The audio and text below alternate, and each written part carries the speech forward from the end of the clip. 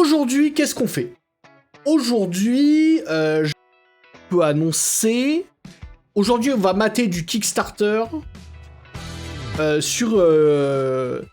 C'est un mélange, en fait, entre ce que j'ai vu, on en avait discuté, et c'est Pixel Roaster, notre copain Pixel Roaster, qu'on ira raid tout à l'heure, d'ailleurs, surtout que ce soir, oh là là, moi je vous le dis, là, je vais streamer jusqu'à 20h, parce qu'à 20h, il y a Pixel Roaster qui lance un live, avec en invité mon poteau de toujours, Benoît Guichard, et je veux voir Benoît torréfié à distance. Il faut absolument qu'on y aille et qu'on aille raid ce stream, parce que là, ça promet de se balancer des saucisses dans tous les sens. Et puis, bah, maintenant, on est 2 streamers café francophones sur Twitch, donc on va aller soutenir les copains quand même. Voilà. Et comme ça, bah, MK Swing, tu posais des questions dans le Discord la dernière fois sur comment ça marche, la question de la torref à distance. Bah là, tu pourras le voir en live, il stream tout à l'heure, là. Si t'es encore dans le coin à cette heure-là, moi je vais raid Pixel Roaster. Donc ouais, Pixel m'avait suggéré de faire du React à du Kickstarter, et en plus derrière, genre il m'a dit ça, et genre quelques jours après, même pas, mais genre 48 heures après qu'on se soit vu, un copain m'envoie un stream de Lame UA. Alors pour ceux qui connaissent pas, Lame, c'est un mec qui est sur internet depuis super longtemps, qui à la base c'est un mec qui bossait sur un podcast avec des mecs trop cool, avec Fibre Tigre et Daz. Ils avaient un podcast qui s'appelait Studio 404 et c'était trop bien, et moi j'ai découvert comme ça. Mais bref, c'est un mec qui est dans la tech et il fait beaucoup de veille de tech, de trucs comme ça, les nouvelles techno, les trucs comme ça, très branché sport aussi, je crois, pas mal. Oui, bien sûr, très connu dans Game of Thrones, bien sûr, mais je suis pas Game of Thrones, donc mais c'est vrai qu'il est dans Game of Thrones, là. Et un matin, il a streamé et il faisait de la veille sur Kickstarter, et il est tombé sur un truc de café, et du coup, un pote m'a envoyé le stream en mode « Hey, ça parle café !» Parce qu'évidemment, je suis le monsieur café de toute la bande de copains, donc forcément, dès que ça parle de café, ça m'envoie des liens. Ce dont je suis toujours ravi, hein, bien sûr, continuez de faire ça, c'est toujours fun hein, de recevoir vos trucs. Et donc du coup je suis allé vite fait sur son chat, etc., machin, discuter vite fait, parce que vraiment c'était un Kickstarter pour un truc mais complètement flingué du cul, quoi. Et j'ai pas pu expliquer vraiment, parce que c'était pas vraiment le sujet du stream, donc ça intéressait pas forcément grand monde, mais j'ai pas pu expliquer pourquoi ils vendaient de la merde, et pourquoi ça n'avait absolument aucun intérêt, enfin pas plus qu'une boulatée, quoi. C'est une sorte de boulatée améliorée, mais c'était vraiment de la merde. Donc du coup voilà, et donc ça m'a vraiment dit vas-y, il faut vraiment qu'on fasse ça. Et cette semaine là j'ai trouvé un créneau pour le faire, et finalement c'était bien plus simple ce soir, et puis du coup ça enchaîne bien avec le stream d'après. Tu dis ouais, l'heure est le problème, ouais, bah, je me doute que ça finit par faire un peu tard, et puis pour les gens qui ont une vraie vie, tu vois, et une vraie vie de famille, je me doute que c'est pas au petit. Mais bon, voilà, au moins les trucs sont faits. Et salut Eto! Salut, bienvenue! Ça fait plaisir de te voir. Alors, donc du coup, voilà, ce soir, on va mater des Kickstarter, et on va mater surtout des Kickstarter de merde, et on va essayer d'expliquer le plus en détail possible pourquoi c'est de la merde ou pas. Il y a de temps en temps des projets qui sont intéressants, mais je pense...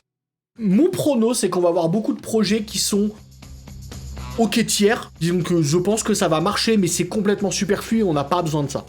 Je pense qu'on va aussi voir beaucoup de trucs qui sont de la merde totale et absolue, des trucs qui ne s'adressent à rien ni personne, et qui n'ont pas de public, voilà. Mais je pense qu'il va y avoir aussi des trucs un peu intéressants, mais sur tout ce qu'on voit, s'il y a un Kickstarter qui nous hype, déjà, moi je considère que c'est réussi, quoi. Oui, on parlera de QQ.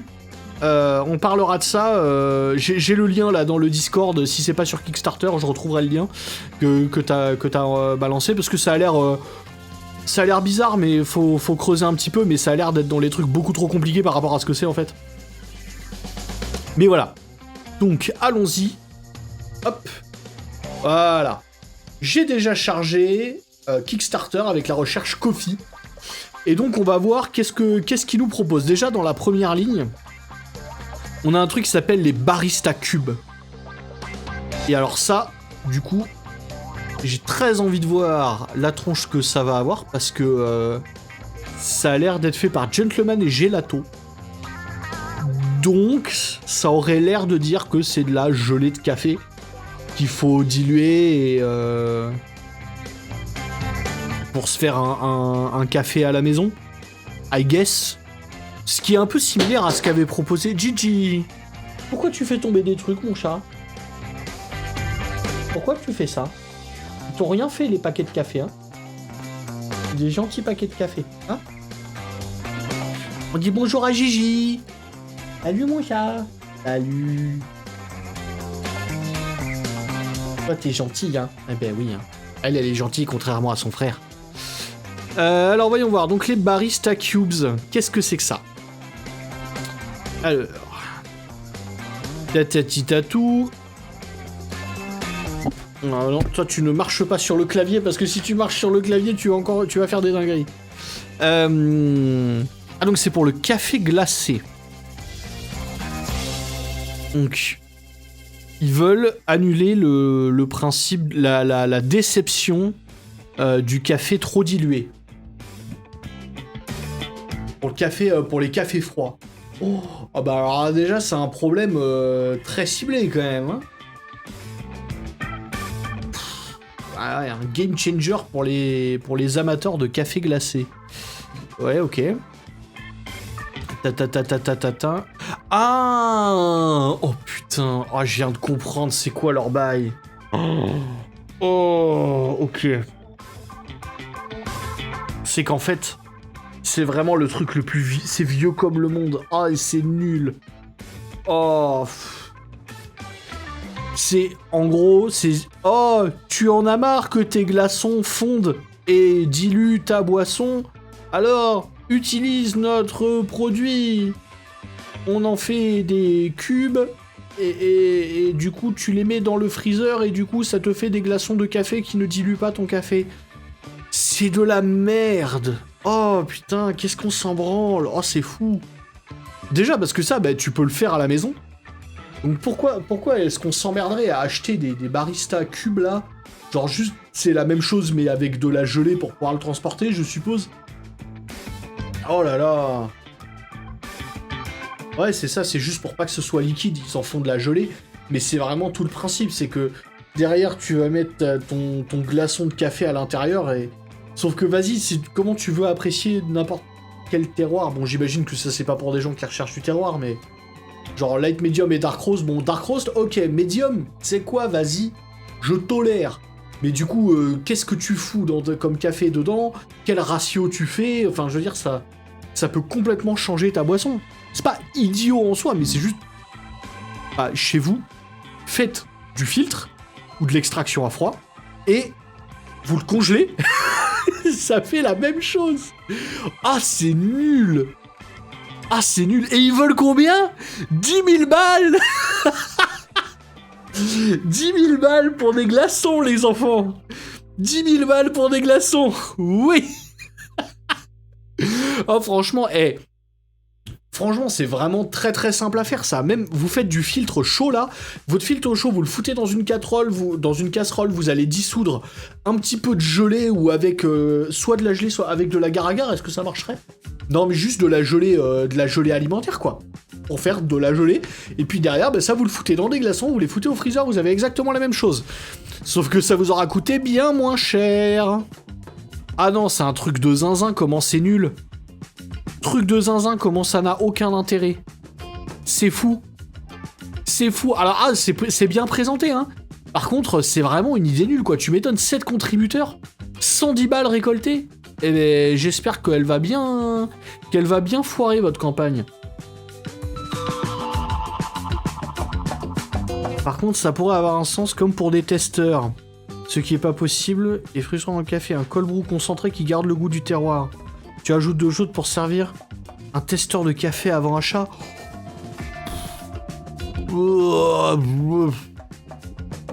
Ouais, mais alors à ce moment-là, pourquoi Bah déjà, ils ont pas l'air de faire ça avec des terroirs zinzin, hein, parce qu'ils parlent absolument jamais du terroir, tu vois. Donc je pense que c'est pas une question de terroir, c'est plus une question de préserver la force. Mais en théorie, oui, mais du coup, tu peux faire exactement la même chose. Mais avec le tien, du coup. Mais, enfin, je sais pas... Un cold brew concentré, oui, bah un cold brew. Puis ensuite, bah tu le fais quoi? Tu le fais gélifier, et puis tu le mets en glaçon, tu rajoutes de l'eau chaude pour le diluer. C'est beaucoup de process, hein, alors que bah... En vrai, normalement, quand tu vends un paquet de café, soit les baristas, ils l'ont à la carte et ils sont capables de te le préparer, normalement, soit tu fais confiance au descripteur et tu connais le torréfacteur, et voilà, tu vois. Je vois pas pourquoi est-ce qu'on aurait besoin de cubes comme ça. Je vois pas trop dans quel contexte est-ce que ça pourrait servir de testeur utile à part de genre, bah, juste prends-en 20 grammes et fais un V60, tu vois. C'est... tant qu'à faire. Donc on va repasser sur ça. Ça, c'est non, hein. Barista Cubes, c'est non.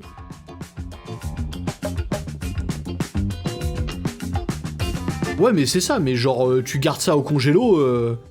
Oui, mais du coup, tu peux faire ça derrière n'importe quel bar, en fait. T'as pas besoin d'un Kickstarter, t'as pas besoin de 10 000 balles de Kickstarter pour faire des glaçons. Je veux dire... bah, utile, quoi. Plusieurs coffee shops m'ont dit que les gens aimaient pouvoir tester plusieurs typologies de café avant achat. C'est vrai. En soi, tu pourrais tout à fait, effectivement, te faire des ranges de glaçons et tout, et tu te mets un glaçon dans chaque, genre dans des shooters, tu vois, le glaçon fait la contenance d'un shooter, et juste, bah, tes shooters avec tu me fous ton glaçon à l'intérieur, tu passes tout au micro-ondes, paf, c'est bon, c'est fondu, et on y va, tu vois, ou genre en bain-marie pour faire fondre les glaçons et tout, pour pas, je sais pas, mais c'est rien, quoi, c'est rien. Alors... Voyons voir, alors là on a un moulin, hop là, toc, je prends ça, et on a un dripper. Alors le dripper, ça là, il y a moyen que ça m'intéresse. Le moulin, bon, je pense que globalement ça va pas être foufou, hein, mais... ça va pas être foufou, mais tu sais quoi, why not. First batch of grade 1 coffee, oui alors ça a l'air d'être... Alors, ce Smart Drip Coffee Maker, alors ça, hop là, ça je vais le prendre aussi, parce que ça a vraiment l'air nul de chez nul. Ça a l'air vraiment catastrophique. Et alors ça en plus avec des capsules là. Oh là là, ouais, oh là là. Rien que je vois vite fait 3 lignes de pitch. J'ai envie de les enchaîner, mais direct, c'est génial. C'est quoi ça, Best Cup? Wow. Oh là là, tout a l'air nul. Tout a l'air nul. C'est incroyable. Tout a l'air nul.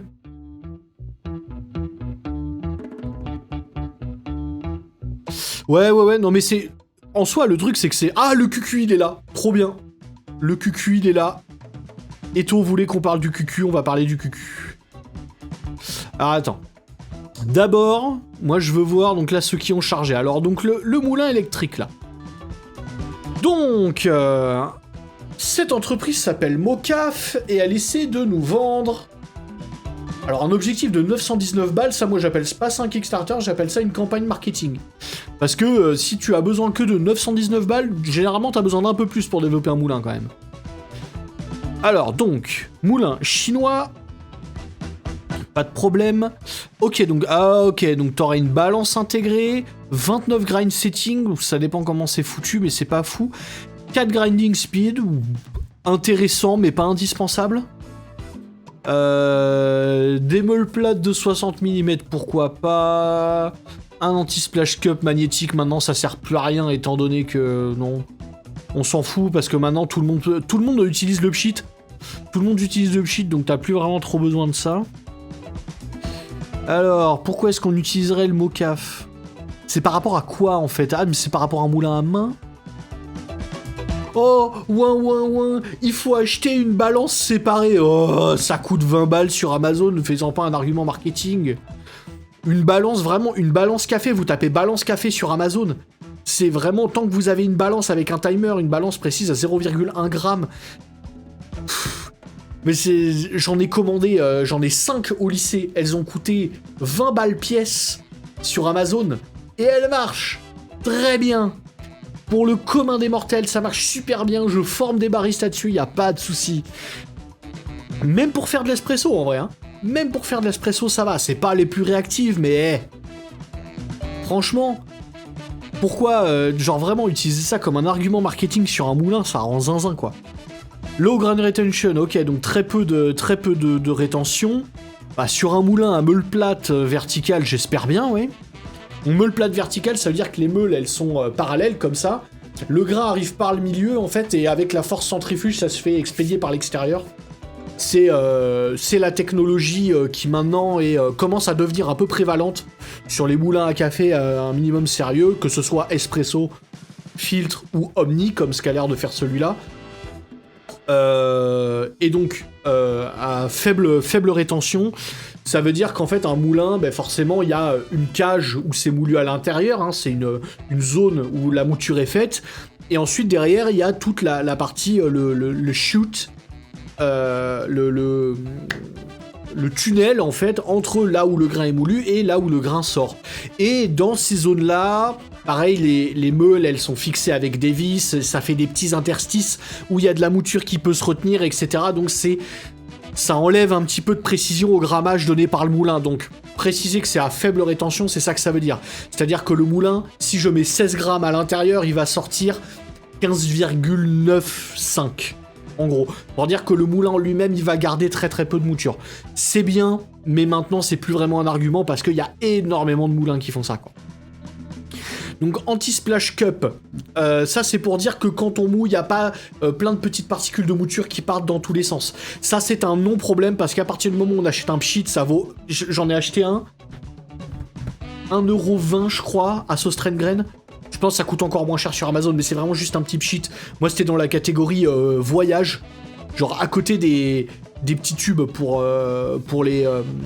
genre pour prendre de la crème dans l'avion là. Eh ben juste à côté il y avait le petit spray, et donc juste on prend un spray, on fout un coup de spray sur les grains avant de moudre, et hop, plus d'électricité statique. Donc ça c'est plus vraiment un argument parce que bah... pareil, hein, c'est comme le timer et la balance, hein. Toutes les balances intègrent un timer, et bah ça coûte 20 balles. Donc bon, voilà. Ultra user-friendly, normalement un moulin... Comment ça, opération compliquée pour un moulin manuel? Non, vous vous foutez de ma gueule. Et budget-friendly, eh ben ça on va voir, hein. On va voir, hein. Donc 29 niveaux d'ajustement, bon bah... Alors est-ce que c'est du clic ou est-ce que c'est du stepless? Donc en gros, est-ce qu'on va bouger de genre 29, 28, 27, clic, 25, clic, 24, ou est-ce que c'est stepless en mode on se met où on veut? Si je veux me mettre à 29, enfin, si je veux me mettre à 25,32, je peux. Qu'est-ce que ça veut dire?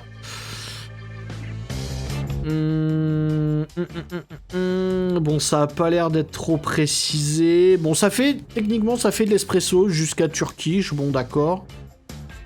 Alors, 4 vitesses, ça, c'est intéressant. 4 vitesses, c'est intéressant, mais... bah, disons que... avoir besoin de faire varier la vitesse... c'est... enfin, t'as jamais besoin de faire varier la vitesse, ça, c'est vrai... C'est même pas que c'est un truc de gros nerd, hein, de gérer la vitesse. C'est que... oh, ça c'est un paramètre... disons que je vois pas pourquoi est-ce qu'on a accès à ce paramètre sur un moulin. J'imagine là comme ça, j'ai pas vu, hein, mais je crois que ça va... je suppose qu'il va taper dans les... entre 2 et 300 balles. Je suppose. Parce que sinon, il y a tous ces arguments tombent à l'eau en fait. Et dans une gamme de moulins à 200-300 balles, il n'y a absolument aucune justification pour donner l'accès à la vitesse de rotation des meules. Parce que jouer sur la vitesse de rotation des meules, ça veut dire jouer sur la distribution granulométrique de la mouture. Et oh boy oh boy, vous avez aucune idée de comment ça marche. Et je vous ferai pas l'affront de... je vais pas vous faire un cours de distribution granulométrique maintenant, parce que là je pense que je vais faire sauter 2-3 cervelles, mais il y a un impact évidemment de la vitesse de rotation des meules sur la mouture, sur comment elle va fonctionner, et comment elle va se répartir en termes de taille, hein. La mouture c'est jamais homogène. On vante les moulins qui sont très très homogènes et qui ont des moutures très uniformes, cependant c'est jamais parfait. Donc cette vitesse-là, ça va jouer là-dessus, ça va jouer sur l'échauffement des meules, etc. Mais c'est un paramètre en fait qui est tellement difficile. Disons que si on a besoin de le changer, c'est qu'on est à un niveau d'expertise où tu as un moulin bien plus cher que ça, en fait. C'est bête, hein, mais globalement, il n'y a pas vraiment besoin de ça, quoi. Donc des meules de 60 mm, très bien. Bon, 60 mm, laisse-moi voir, ça fait quoi des meules de 60? Que je me rende un peu compte, des meules de 60. Ouais, bah, c'est des meules assez classiques. Je crois que le standard c'est 64 pour les meules, mais bon, faible rétention, blablabla, le knocker, ok, bon, blablabla, une scale, on sent... Ah oui, ça grind by weight, ça c'est marrant ça. Ok, donc ça c'est l'intérêt d'avoir la balance, c'est que ça peut moudre en fonction du poids. Alors, à quel point est-ce que c'est précis ça? Moi c'est là où je serais un peu sceptique. Donc le grind by weight, c'est ce que ça veut dire, c'est que c'est la balance qui va dire au moulin d'arrêter de tourner. Sur ce genre de moulin single dose, je vois vraiment pas l'intérêt, mais pourquoi pas. Ah oui d'accord, c'est vraiment tu charges ton hopper à fond. Mais alors du coup, si c'est en grind by weight, pourquoi limiter à 850 grammes? Pourquoi je peux pas mettre 1 kg de café dedans? C'est ça que je comprends pas trop. Je comprends pas. Comme beaucoup de trucs, comme c'est un problème que j'ai souvent avec beaucoup de Kickstarter, c'est que je sais pas à qui ces Kickstarter s'adressent. Parce que là, la fonction grind by weight et d'avoir un truc qu'on va remplir à fond, ça généralement c'est une feature qui va plus s'adresser aux baristas, aux professionnels. T'es derrière un bar, tu fais du filtre un peu à la chaîne et du coup t'as besoin d'un moulin grind by weight, tout ça. Ou alors, tu as plein de méthodes différentes, mais t'as un seul et même café, donc tu changes ta mouture, mais tu veux toujours la même dose, bref. Que sais-je? C'est tout le principe de l'Oka Omnia, par exemple, qu'ils ont sorti, Malkenic. Bon alors, pas la même gamme de prix, on est bien d'accord, mais c'est un peu ce principe-là. Sur l'Oka Omnia, c'est pas par masse, c'est par volumétrie de grains. Bon, c'est une autre technique, why not? Anyway, l'idée, c'est du coup, à ce moment-là, pourquoi en fait? Parce que c'est un problème, ça résout pas de problème en fait. C'est ça le truc. C'est que pour l'instant, de ce que je vois, ce moulin ne résout pas de problème. Donc one year warranty, ok. Et donc tu le vends combien? Super Early Bird, 110 balles. Ah oui, et ça veut être vendu 230. Ça dépend de la qualité de construction, mais à 230, c'est pas une mauvaise affaire. C'est pas une mauvaise affaire, mais c'est juste en termes de qualité de mouture. Franchement, ils expliquent pas où est-ce qu'ils sourcent leurs meules. Et ça, c'est important, parce que la qualité des meules et la qualité de l'architecture, en fait, là, ils nous les montrent même pas. Ils nous disent, on a des meules de 60 mm, mais si tu nous les montres pas, frérot, je peux pas te dire si j'ai envie d'utiliser tes meules ou pas. Alors attention, quand on parle de meules, donc on parle bien de des trucs qui servent à moudre. Moi je vous dirais, si vous avez 230$, mettez-les plutôt dans un commandant de thé en réalité. Vous les mettez dans un commandant de thé, puis allez, vas-y, vous faites plaisir, vous rajoutez 50$ de plus pour mettre un red click. Vous avez plus de flexibilité au niveau de la mouture. Vous avez quelque chose de, franchement, je pense, plus solide, avec une, à mon sens, meilleure qualité de mouture, parce que, on les connaît, les mecs qui se lancent dans le game du moulin électrique, parce que moulin électrique ultra geek, programmable et tout, machin. Apprends à architecturer des meules, d'abord. Parce qu'il n'y a que ça qui va faire que ton moulin, il va avoir un intérêt par rapport à un autre. Derrière, les baristas, ils ont des solutions pour les trucs. Pour l'instant, on n'en a pas besoin. Ça ne résout pas de problème. C'est vraiment... ça ne résout aucun problème, pour l'instant, ce truc-là. Parce que si c'est pour du filtre, on va prédoser. Et justement, si t'es en faible rétention, c'est important à savoir si tu prédoses. Parce que si tu prédoses pas, la rétention, tu t'en fous un peu plus. Pas complètement, mais tu t'en fous un peu plus. Salut toi. C'est le moment chat, tu viens faire ta rosta? Alors je veux juste pas que tu marches sur le clavier, s'il te plaît. Mais sinon, tiens, si tu veux venir te mettre là, tu peux. Oui, non, sinon tu peux t'asseoir sur la table de mixage aussi, ça fonctionne. Oui. Bon. Je vais même pas m'emmerder à regarder la démo, parce que, bon, ça m'a l'air d'être un moulin. Tout ce qu'il y a de plus osef, il y en a des milliards comme ça. Il y a des trucs bien plus intéressants, bien plus pertinents. Et pour ce prix-là, acheter un moulin manuel, Ou alors si vous faites énormément de volume en électrique pour ces prix-là, vous avez mieux. Hein. Vous avez mieux chez Barazza. Et Barazza, ils ont plus d'expérience. Ça fait longtemps qu'ils designent des moulins, etc. Franchement. Si vous voulez un moulin qui fait de l'espresso, du filtre, du machin, franchement, bah, mettez plus de budget en vrai. Hein. Parce que voilà, le compromis à tout prix, c'est que là, il y a des trucs qui sont construits avec le cul, forcément. Hein. Tu peux pas justifier un prix aussi bas avec de la qualité de matériaux à l'intérieur.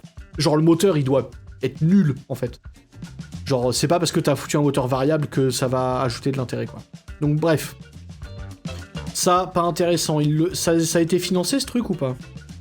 Ah oui, ça a été largement financé, ouais. Ah, pourquoi les gens financent ce genre de truc? Alors après, oui, du coup, avec le Super Early Bird, t'avais un moulin pour un prix intéressant, là, pour le coup. Mais bon, après, derrière, t'auras un truc pas fiable qui va claquer dans 2 ans, et puis voilà, quoi. Bon. Voyons voir cette histoire de dripper, maintenant, là. Alors, donc... Bon, ils avaient demandé 88 €, mais quoi, 88 €, c'est quoi, ça? C'est pas une demande de Kickstarter. Bon, ils ont récolté 4000 balles, super, 195 contributeurs, super. Ok, ça ressemble à ça. Alors. Donc c'est un truc en plastique, je suppose. Donc il y a plein de drippers portables avant, donc soit ils sont lourds. Oui, alors hein, le poids c'est pas toujours un problème, mais... Bah, je sais pas. Ah ouais, bon... Et tu vois, c'est marrant parce que là, il parle vraiment de... Il y a beaucoup de drippers portables. Et heureusement qu'il précise dripper. Parce que s'il parle pas de dripper, s'il voulait juste dire cafetière portable, vraiment derrière, t'as tout le gang de Wakao qui va arriver en mode bonjour. On est là et on est meilleur que toi. Et puis derrière, tu vas voir tout le gang dont je fais partie des aéropresseurs là. Qui vont arriver en mode bonjour, est-ce que vous connaissez l'aéropresse? C'est la meilleure cafetière jamais créée. Bonjour. Donc voilà. Je veux dire, c'est pas bien compliqué de se rendre compte que si on veut parler de cafetière portative, on n'a pas besoin de ça. Après, là c'est utile, c'est... alors voilà, le dripper Mir, je connais pas du tout, j'irai regarder après. Effectivement, là, l'avantage, c'est vraiment que ça prend 0 place, quoi. Et ça, pour le coup, c'est très cool. Sauf que faut pas oublier que ça, tu te balades avec, bon, ça prend 0 place, faut quand même prendre tes filtres avec. Et pour le coup, tes filtres, voilà, quoi. Donc, ah oui, 18 grammes, ah oui, effectivement. Toc, toc, toc. Donc, pour du filtre à 90 degrés 01, 02, moi, ce qui m'inquiète, c'est que ça a l'air bien plat, tout ça, hein. Ça m'a l'air bien plat. Food safe, bah j'espère bien, ouais. Alors attends, j'aimerais bien le voir depuis le dessus. Mon truc là, parce que je le vois de côté, il est joli, mais non, ça c'est le dessous. Voir le dessus. Alors, ah oui, prototype février 2023, Kickstarter launch. Ah oui, d'accord, février 2024, janvier 2024. Et normalement, ils envoient en avril 2024. Alors, la team. Super. Non, alors moi, par contre, vraiment, ce qui m'inquiète, c'est vraiment le... C'est vraiment, en fait... Ce qui m'inquiète avec ce genre de truc, c'est que... Alors... Je vais aller prendre un truc pour que ça soit plus clair.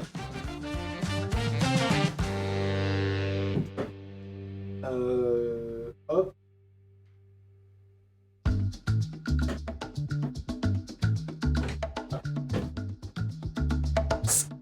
Hop. Voilà. Ce qui m'inquiète sur ce genre de dripper, en fait, c'est que là, vous voyez, si vous regardez comme ça, vous voyez qu'il y a des stries à l'intérieur du V60, vous voyez. Et en fait, ces stries, donc qui sont en relief, hein, elles sont super importantes. Parce que c'est ce qui va faire que le filtre ne va pas se coller complètement à la paroi. Parce que s'il se colle complètement à la paroi, qu'est-ce qui va se passer? Bon, déjà, en fait, ça fait un effet de bouchon, tout simplement, et donc, du coup, si ça peut pas passer dans un sens, ça peut pas passer dans l'autre, donc ça peut se bloquer.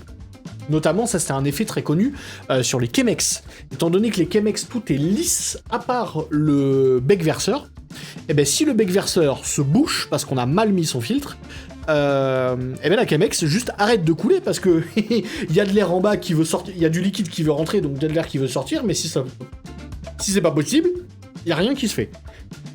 Mais donc du coup, ça c'est un premier problème sous certaines conditions, ça peut amener à de la saturation. Là, je pense pas trop, mais ça peut quand même être un problème. Le problème majeur, surtout, de pas avoir de strie, c'est au niveau du bypass. Comme on est sur un filtre conique, il y a du bypass, forcément. Le bypass, qu'est-ce que c'est? Le bypass, c'est, eh bien, l'eau, elle n'est pas obligée de passer par la pointe du filtre. L'eau, elle peut, si elle veut, se barrer par le mur du filtre. Et donc, ne pas compléter, on va dire, son travail d'extraction.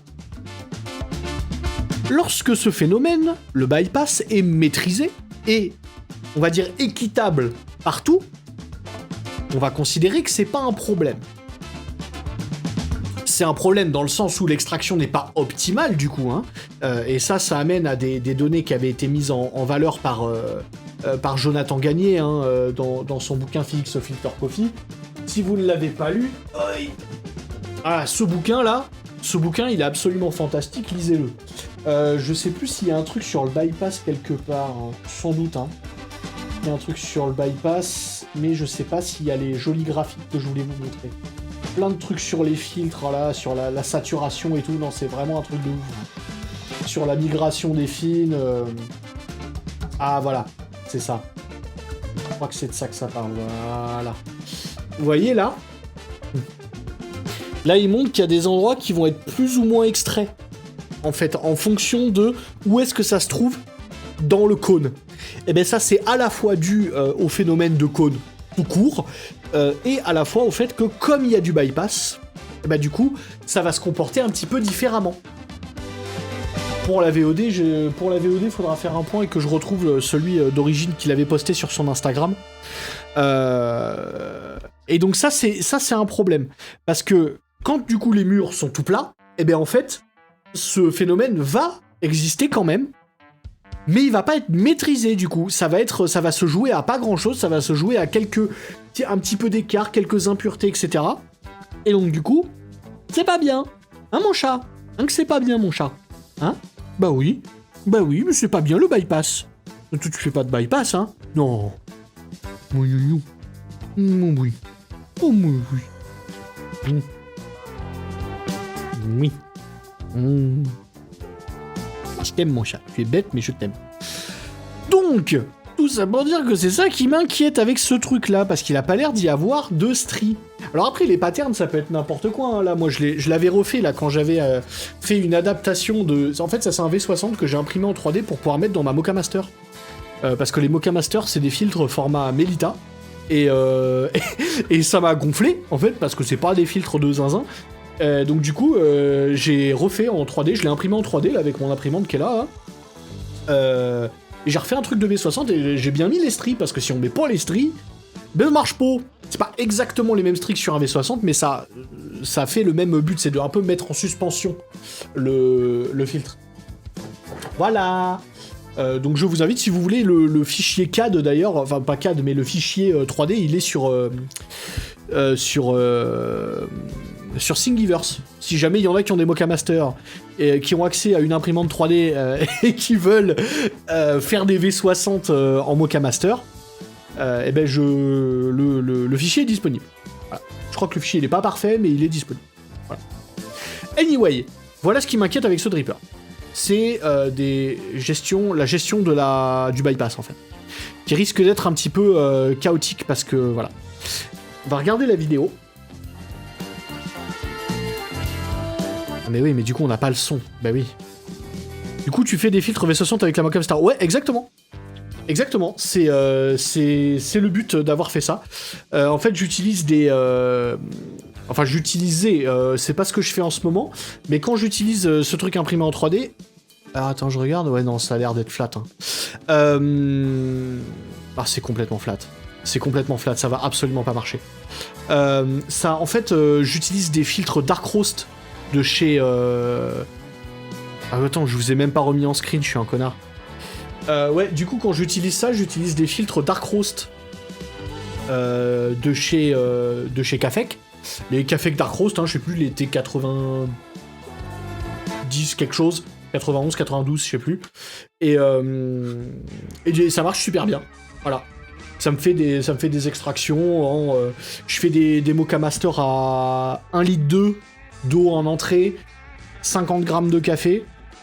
Et ça prend le temps d'une Mocha Master normale, c'est limité par l'eau qui arrive lentement. Mais ça marche quoi. Voilà. Ça marche super.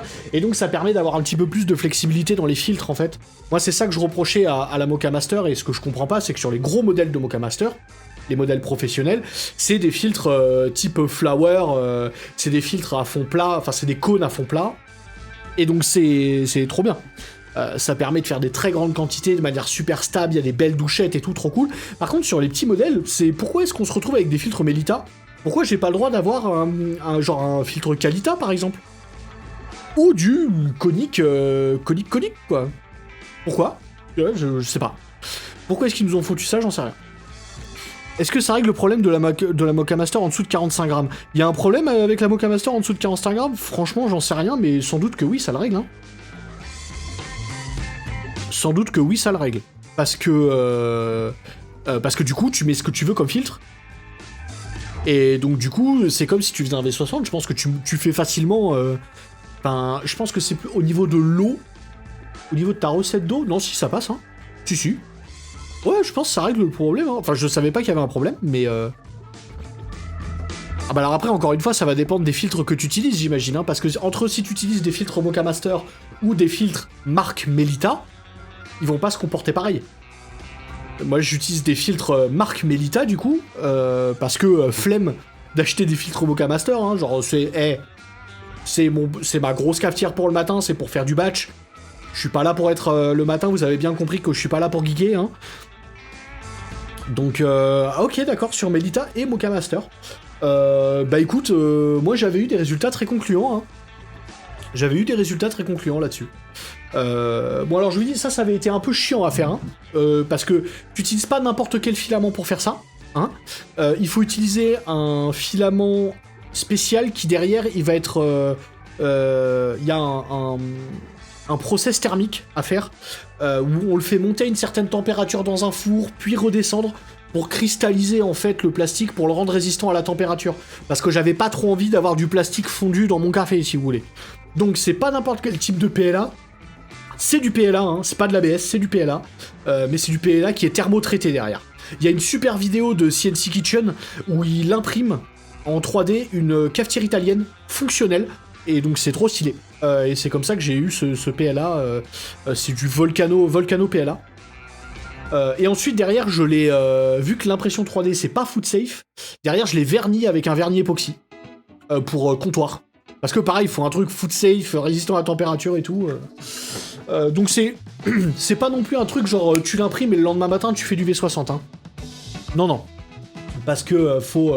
pareil, le vernis, il faut un truc genre 6 jours de séchage avant de pouvoir l'utiliser correctement et que ça fasse pas de tâches, enfin bref. Hop là, donc on repasse sur le screen, et donc là, voilà, j'ai regardé un petit peu la vidéo.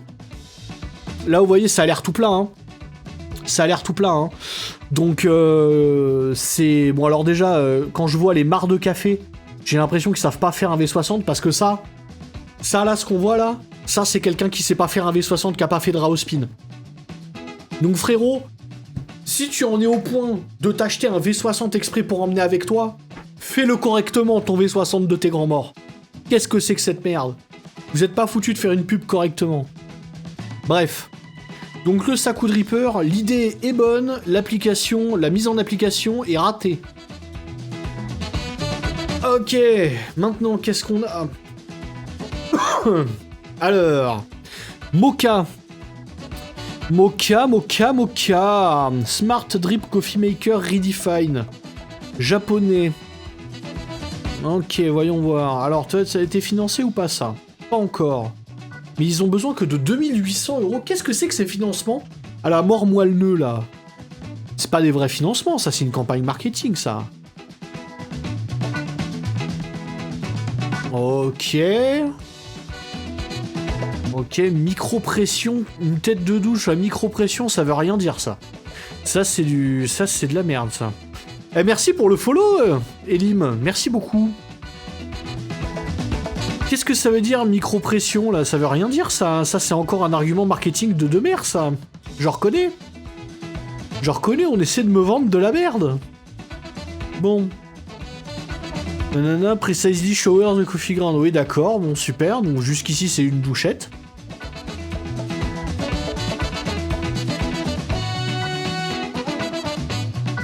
Oh là là là là là là. Oh, comment c'est du blabla technique qui veut rien dire. Oh, comment ils sont en train d'essayer de vous endormir avec ces arguments, c'est incroyable. Ça veut rien dire.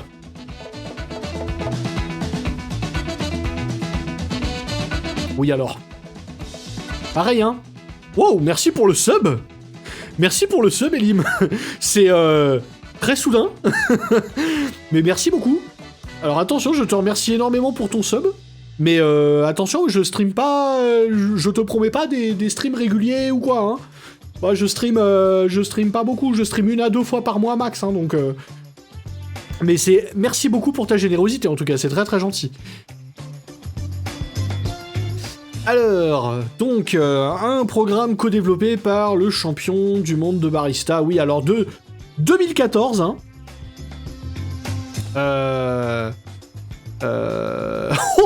Oh merde! Oh le contre son camp! Oh le contre son camp! Alors donc visiblement ce mec donc du coup il a gagné les championnats du monde il a gagné les championnats du monde en 2014. Bon alors autant vous dire qu'entre 2014 et 2024 ça fait 10 putains d'années que t'as gagné, il s'est passé des trucs hein dans le café donc voilà. Ça c'est mon argument marketing un peu pété. Je sais pas combien il a facturé son consulting, mais j'espère que tu t'es bien ralasse copain. En attendant, bon bah du coup Japon, d'accord, super. Et ensuite là le contre son camp, c'est en 2015 il a coaché Sasa Sestic. Ah ça c'est le contre son camp. Terrible. Aïe aïe aïe aïe aïe. Sasa Sestic. Pour ceux qui connaissent pas, oh là là, mais ça c'est royal. Aujourd'hui, je sors toute ma collection de bordel. Alors attends, ça je peux le remettre là. Et alors voilà, tiens, je vais pouvoir sortir ça. Ça c'est stick. C'est bon, déjà c'est un mec qui est un peu antipathique dans le milieu du café suite à des récents événements.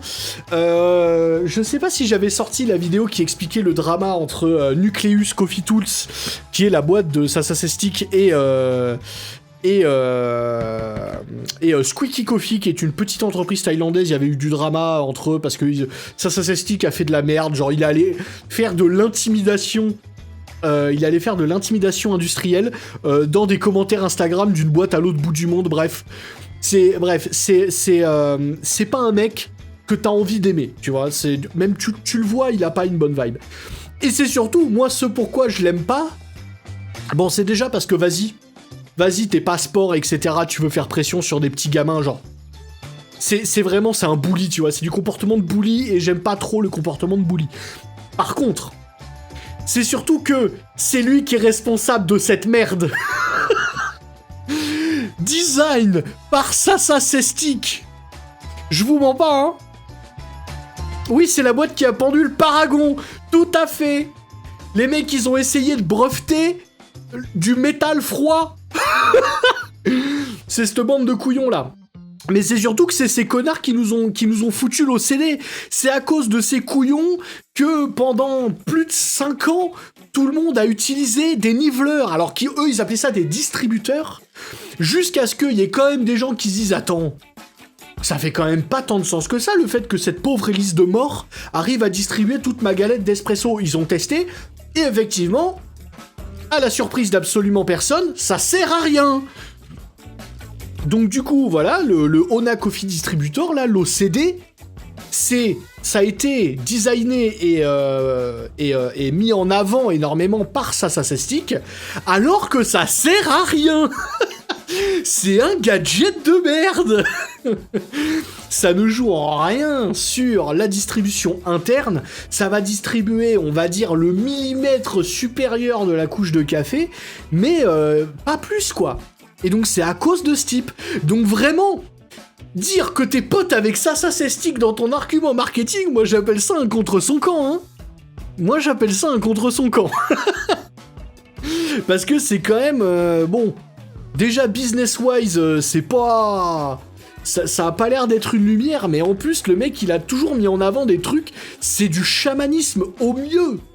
Au mieux, on peut considérer ça comme du chamanisme, mais si on est un peu plus honnête intellectuellement, on appelle ça de l'arnaque. Donc, vraiment, le fait que... Enfin voilà, tu vois, genre vraiment, j'ai coaché ça stick, il a gagné. Ah ouais, contre son camp spectaculaire, hein. Bon, on va pas trop s'épiloguer là-dessus, parce que bon...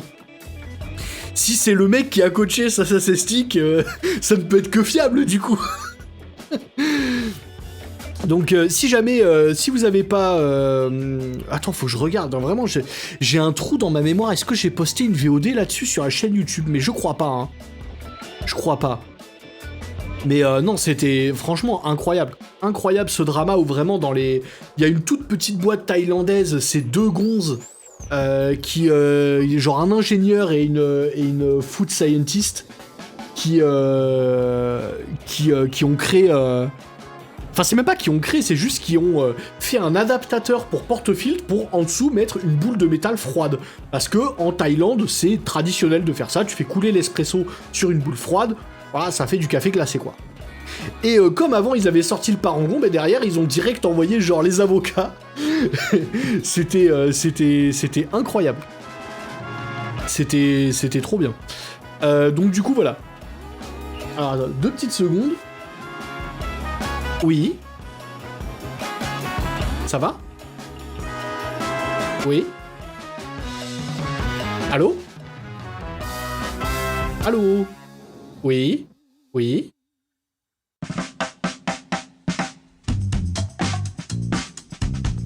Oui, bah tu peux m'envoyer des messages s'il te plaît, je suis en stream là. Voilà. Si c'est pas important, envoie-moi des messages s'il te plaît.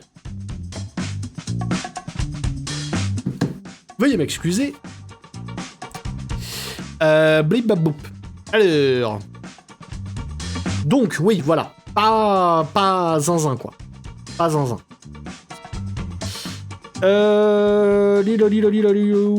Passons à la suite. Ah oui, oh, de la machine à capsule là. Oh, putain, tout à l'heure, il y a un de mes élèves qui m'a montré. Un de mes élèves qui m'a montré qu'il y avait une boîte assez connue parisienne qui vendait des capsules Nespresso de geisha à, je crois, 160 balles. 160 balles les capsules, ou même plus, je crois. Donc j'étais un peu outré, j'avoue. Mais pourquoi pas, hein, y a des gens qui savent faire de l'argent au détriment de leur éthique. Hein. Y a pas de souci, bah notamment. Donc le drama directement sur Insta, s'il y a moyen d'avoir des VOD. Alors du coup, ouais, je regarderai s'il y a les VOD. Mais de toute façon, s'il y a une VOD, elle est sur la chaîne YouTube. S'il n'y a pas de VOD sur la chaîne YouTube, abonnez-vous à la chaîne YouTube, bien sûr. Théo Desprat, la chaîne YouTube, hein, bien sûr. Vous avez le lien dans la description. Non, si, ah, mais ça, alors... Là, pour le coup, c'est des Français, donc voilà. Mais il y a une entreprise, un torréfacteur très connu parisien qui, ouais... Alors, attendez, je me mets là et je vais regarder pour vous donner le tarif exact.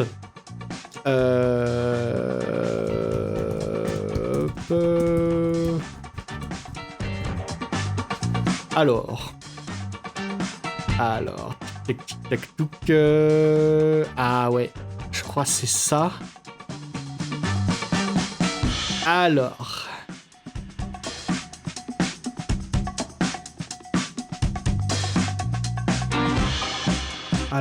Ah ouais. Oh, on a encore mieux, hein. On a encore mieux, il y en a qui montent à 234 €. Ouais. 128, c'est le moins cher. Mais là, j'en ai, 234 €. Il y a combien de capsules, là? Il y a quoi, 12 capsules?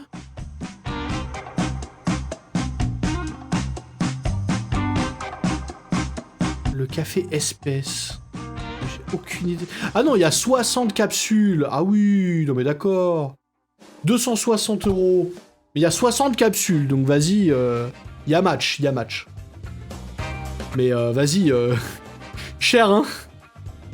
Cher, hein. Je sais plus où j'avais... Attends. Je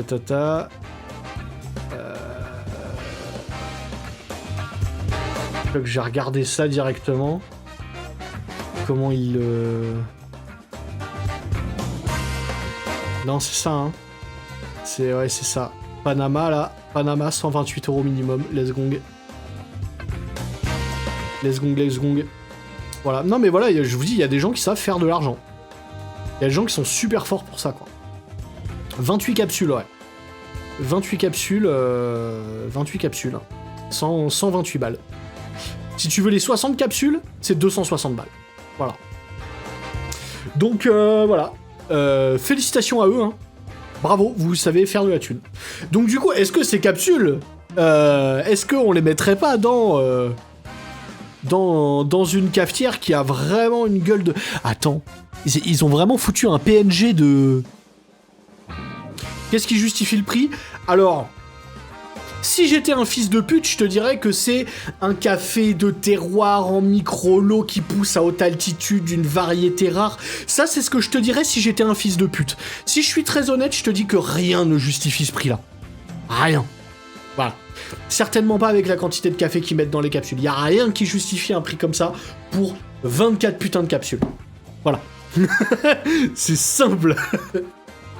Surtout pas maintenant. Tu m'aurais dit, vas-y, il y a 10 ans, tu vendais ça à ce prix-là, c'était justifié. Maintenant, aujourd'hui, le geisha, tout le monde a du geisha, tout le monde a déjà bu du geisha, tout le monde, sa mère et son chien torréfient du geisha, donc non, désolé, maintenant, ça marche plus, ça. Enfin, pour moi, ça marche plus. Il y a rien qui justifie 128 balles pour 24 capsules, même si c'est du geisha. Voilà, c'est vraiment... non, rien. Du coup... Paf! La suite, voilà, cette espèce de capsule Nespresso chelou, là. Alors, moi, j'ai l'impression, regardez la tasse de café sous la machine, est-ce qu'on dirait pas c'est un PNG mal découpé? Et qui a juste été, qui a été collé là, genre... Il y a un problème de perspective, j'ai l'impression. C'est trop bizarre. Alors, qu'est-ce que ça nous dit? Waouh! 3 secondes de perfection, genre vraiment une extraction en 3 secondes. Y a rien qui justifie les capsules. Ah oui, mais complètement. Ah oui, mais y a rien qui justifie les capsules tout court. Vraiment, genre aujourd'hui, surtout... Alors, au moment où, en 2005, Nestlé, via Nespresso, se lance dans le café en capsule. À ce moment-là, en 2005, c'est quoi? C'était legit. Parce que, effectivement, espresso à la maison simple, il n'y avait pas vraiment, hein. Donc ils ont ramené l'espresso à la maison, hein. Donc vraiment, et ils ont amené aussi tout le concept de dégustation autour du café. Donc vraiment, bien joué à eux, le modèle économique des imprimantes, hein. C'est-à-dire t'achètes une machine pas chère, et après tu racks ta race sur les capsules qui sont les seules compatibles. Bon, bref, Nespresso vendent sur le modèle économique des imprimantes, bien joué à eux. Par contre, donc à cette époque-là, d'accord. Maintenant, aujourd'hui, quand t'as des machines automatiques comme celles qu'on a aujourd'hui, aussi performantes et au prix auquel on les a, ça n'a plus aucun intérêt. C'est tout simplement, hein. Non, ça n'a plus d'intérêt. Aujourd'hui, il vaut mieux acheter, et c'est beaucoup plus rentable d'ailleurs dans le temps, d'acheter une machine à café en grains, si on veut faire de l'espresso à la maison, full auto, hein. On reste full auto, je me réveille le matin, j'appuie sur un bouton, il y a un café qui sort, hein. On reste dans ce domaine-là. Donc sans rentrer dans le geek, créer des recettes, etc. machin. Là, si vous voulez, avec les machines qu'on a aujourd'hui, pour 300 balles, t'as une machine, mais tip top, qui va te durer au moins 5-6 ans sans problème. Si tu l'entretiens bien, si tu mets de la bonne eau dedans, ou si tu filtres correctement ton eau, évidemment, hein. Donc, pas si tu la tabasses, bref. Et que tu lui files de l'eau ultra calcaire de Bordeaux là dans son réservoir, bref, si tu l'entretiens bien, elle va te durer au moins 5 ans, et derrière, avec ce que tu vas gagner en achetant du café en grains, plutôt que d'acheter des capsules en termes de prix au kilo, bah, boy, ce que tu vas gagner, c'est un truc de fou. C'est rentable en 6 mois, hein. Franchement. Donc, non, enfin, pour peu que vous buviez un petit peu de café, genre plus de 2 par jour, ça vaut très largement le coup. Et le gain de qualité, il est même pas mesurable tellement il est stratosphérique, quoi. Donc vraiment, aujourd'hui, la machine à capsule, déjà, il n'y a plus d'utilité. Les machines à capsule, aujourd'hui, c'est un reliquat de cette époque, circa 2005, où les capsules sont arrivées en force sur le marché avec la force commerciale qu'on connaît aux géants de l'agroalimentaire, hein. D'ailleurs, si vous posiez la question, le plus gros acteur du café dans le monde, hein, celui qui a le plus grosse part de marché en tant que seule entité, c'est Nestlé, du coup, avec toute la partie, tout le groupe Nescafé. Et ils ont, attention, tenez-vous bien, ils ont 10% du marché mondial. En termes de tonnage à l'année. Combien de tonnes de café est-ce qu'ils utilisent? C'est ridicule. Pour quelqu'un d'aussi gros que Nestlé, utiliser 10%, c'est vraiment pas tant que ça. Ça, c'est juste pour dire, c'est Pixel Roaster qu'on va raid après, là, qui commence son stream à 20h. C'est un torréfacteur, et il torréfie en stream, donc vraiment, c'est un stream torref en collab, c'est de la torref à distance et tout, c'est trop bien. Si vous connaissez pas, on va le raid à 20h, parce que franchement, ça vaut grave le coup. C'est trop fun à suivre. Mais bref, c'est lui qui m'avait dit ça, parce que lui, il est vachement plus dans ces problématiques-là. C'est 10% du marché. Ça, c'est vraiment pour dire que si le plus gros acteur du marché, il a que 10%, il y a de la place pour tout le monde. Tu veux faire du café, il y a de la place pour toi. Pas de souci. Donc bref, tout ça pour dire que les capsules, aujourd'hui, déjà, c'est... En termes de pertinence, c'est extrêmement discutable. Anyway, continuons. Donc, blablabla. Ah oui, d'accord. Donc, effortless, nanana. Ah ouais, là, une extraction en 3 secondes. Boah. Oh, frérot. 3 secondes d'extraction. Oh, respecte-toi. Précision de température. J'y crois pas une seule seconde. Custom flavor. Oh, pressure profile. Mais bien sûr. Mais tu veux pas sucer mon sbi aussi? Du pressure profiling sur des capsules, mais allons-y. Allons-y. Comment ils s'appellent ces mecs-là? Mais c'est Capsiotech. Putain, mais c'est pas des ingénieurs, c'est des dealers de crack. Y a aucun monde dans lequel tu fais du pressure profiling sur des capsules. Il est fou, lui. Il est fou. Et déjà, aujourd'hui, très honnêtement, on ne comprend pas la totalité des tenants et des aboutissants du profilage de pression. Bon, déjà, en plus, parler de profilage de pression, généralement, c'est un petit peu un abus de langage, c'est plus du profilage de débit avec une pression résultante que l'inverse. Mais, anyway, oh là là, mais comment ça a l'air d'être nul! Oui, bon, 10 grammes de café, ça justifie toujours pas une extraction en 3 secondes, hein. Et puis, 3 secondes, ton profilage, il ressemble à quoi sur 3 secondes d'extraction? C'est pas une courbe, c'est une ligne. Aïe aïe aïe. Oh le bullshit. Ah, c'est fou. C'est fou. Ah bah oui, bien sûr, oui, du thé. Oui, tu vas extraire du thé, oui, bien sûr, y a pas de souci. En 3 secondes, tu vas extraire du thé, bien sûr. Oui, t'as intérêt à bien la courber, ta pression, hein. Oh, ça rend zinzin. C'est nul. Y a aucun monde dans lequel ça marche. Create your own flavor, bah non. Non, tu peux pas créer, non.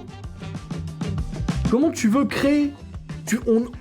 Putain, mais ça, c'est vraiment des gens qui profitent du fait que les gens comprennent pas comment fonctionne l'extraction, hein. C'est un truc de fou, hein.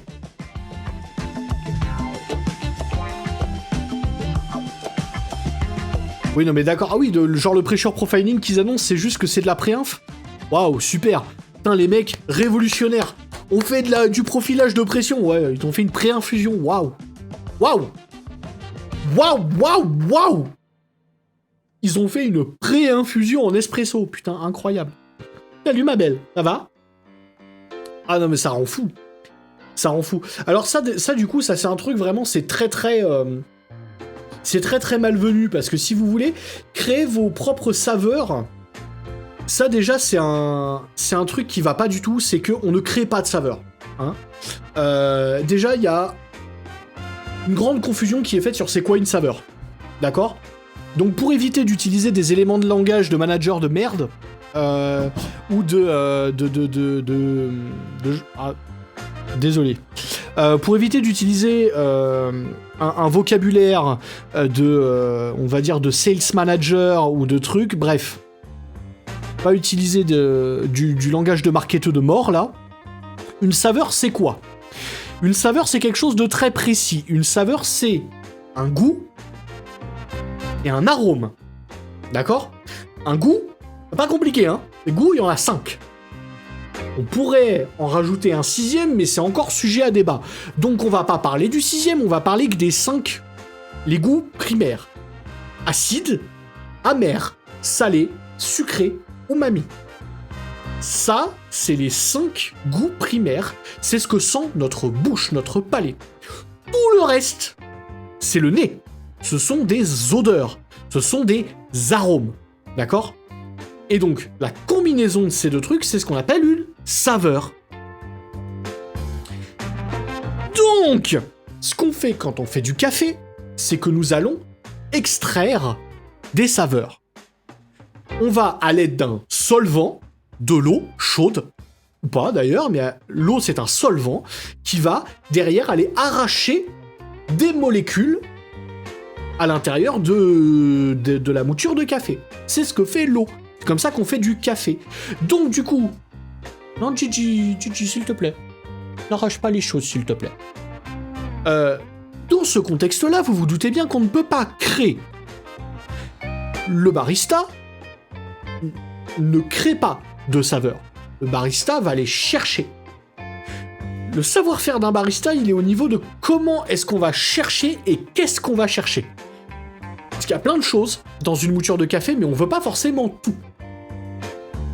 D'accord ? Donc on ne crée pas de saveur. D'accord ? On va aller chercher. Et ça, c'est une distinction qui est très importante à faire.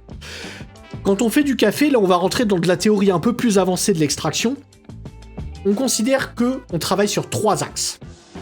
On travaille sur la quantité d'extraction, sur la concentration de notre extraction, est-ce que ça va être plus ou moins concentré, dilué, et sur qu'est-ce qu'on extrait. Et en fait, on travaille avec grosso modo une dizaine de paramètres sur ces 3 axes. Par exemple, l'espresso, on travaille. Il est très peu dilué, par exemple, l'espresso. Il y a une certaine quantité d'extraction, mais très peu de liquide, ce qui le rend très, très puissant. C'est très concentré, l'espresso. Mais c'est pas pour autant qu'il y a plus de saveur dans l'espresso que dans un filtre. Ils sont juste pas répartis de la même manière. D'accord ? Bon, alors déjà, qu'est-ce qu'un espresso, qu'est-ce qu'un filtre ? Alors là, la frontière, elle est floue. C'est toujours pareil, hein. Il y a l'espresso, l'espresso, c'est quand il y a de la pression. Le filtre, c'est quand il y en a pas. Ça, c'est comme beaucoup d'autres choses. Au début, on a l'impression que c'est binaire. Et plus on avance et plus on en voit, plus on comprend que c'est plus un spectre que quelque chose de binaire. Si jamais ça fait appel à des sujets de société, bon, voilà. Au hasard, hein, au hasard. Mais voilà. C'est plus une question de spectre qu'une question de vraiment espresso, pas espresso. Bon. Donc du coup, voilà, dans ces conditions-là, vous vous rendez bien compte que y a pas possibilité, si tu veux, de créer quoi que ce soit. Alors, hop. Tic-tac, tic-tac, touc. Hop là. Veuillez m'excuser pour ça. Allez. Donc du coup, voilà. Voilà où est-ce qu'on en est. Donc du coup, les capsules, de toute façon, ne permettent pas une extraction optimale, parce que les capsules, même à 10 grammes, n'offrent pas un environnement suffisamment homogène pour pouvoir avoir une extraction homogène. C'est trop petit, il y a un ratio, si vous voulez, hauteur-largeur, qui ne marche pas. Les moutures, généralement, sont... Enfin, Nespresso le fait très bien. Les cafés de Nespresso sont bien extraits. Mais c'est une torréfaction particulière, un grade de café particulier et une mouture ultra particulière. Et tout ça, ça a l'air d'être quand même assez propriétaire et donc difficilement réplicable. Je n'ai pas vu la vidéo de James Hoffman sur le sujet, parce que je suis ultra en retard sur YouTube. Il y a au moins 2-3 vidéos de Hoffman que j'ai de retard, 2-3 vidéos de Lun Cédric que j'ai de retard. Donc vraiment désolé. Donc je suis pas à jour là-dessus, mais promis, je le reviendrai. Donc bon, les trucs réutilisables, tout ça, bon ben on s'en fout, hein, globalement, ça n'a jamais marché, les trucs réutilisables, ça ne marchera jamais. Voilà, ça c'est vraiment, je sais pas pourquoi les gens veulent continuer. Oh putain, ils utilisent des cups Stanley, oh là là là là là là. Ça c'est vraiment du marketing pour du marketing, hein, c'est vraiment de la merde. Non mais voilà, genre...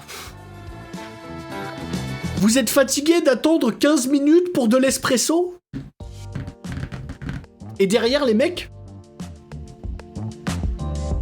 Ah oui, non, c'est ça, c'est que... C'est quoi cette application qui montre, là? Parce que... Si... Ils te fournissent une application qui te donne le niveau de contrôle qu'ils ont l'air de vouloir t'annoncer, là... Alors, ça te fait pas chier d'attendre 15 minutes. Et de toute façon, ce niveau de contrôle, tu peux pas l'avoir sur les capsules. Ça n'a absolument aucun sens. Ah oui, c'est ça, donc vraiment, ça a l'air de te donner vraiment beaucoup de contrôle sur... plein de paramètres, genre t'as quoi? T'as la pression, le débit, la température.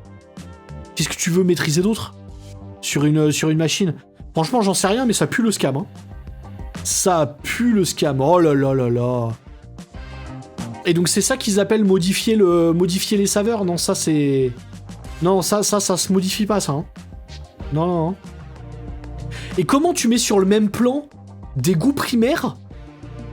Tu mets pas ça sur le même plan, ça marche pas, hein. On peut pas faire ça, hein. Mais pourquoi tu fais des tests Viped pour du café? On a une manière déjà de noter du café, hein, ça vraiment...